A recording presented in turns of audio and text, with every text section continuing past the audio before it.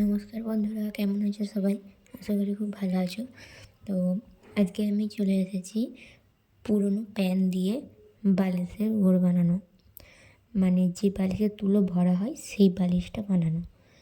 তো তার জন্য আমি একটা পুরনো প্যান নিয়ে নিয়েছি আর মাঝখানের সেলাইটা খুলে দিয়েছি।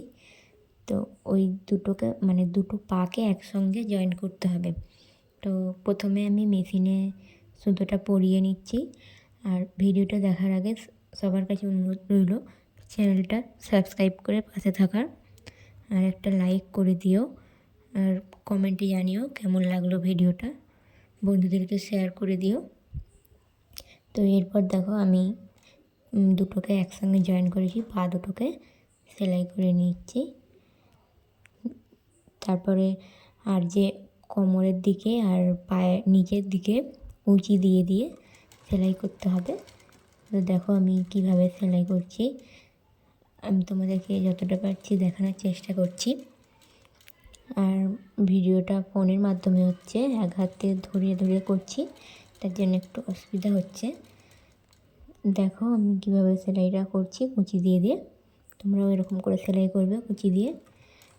তারপর দেখো আমার পায়ের দিকে চেন দেওয়া ছিল, চেনটা আমি খুলিনি, চেনটা রেখে দিয়েছি ওতেই।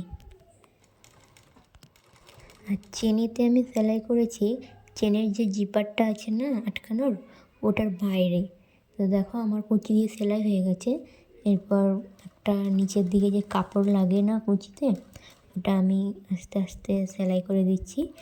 আর সেলাইটা 3বার রিপিট করেছি, কারণ ওই জায়গাগুলো বেশি চাপ পড়ে, ছিঁড়ে যাবার ভয়টা থাকবে না।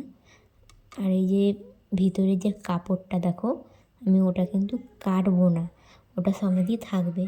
তো দেখো আমার সেলাই হয়ে গেছে, কীভাবে করেছি দেখতেই পাচ্ছ, কত সুন্দর লাগছে দেখতে দেখো।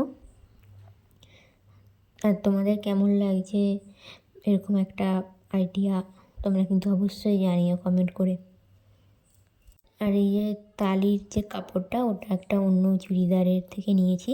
ওই প্যান্টটা থেকে আমি কাপড় আর কাটিনি, প্যান্টটা যতটা ছিল ততটাই আছে লম্বা, একটুকু বাদ দিইনি। আর এখানটায় আমি ফাঁকা রেখেছি দেখো তুলো ভরার জন্যে।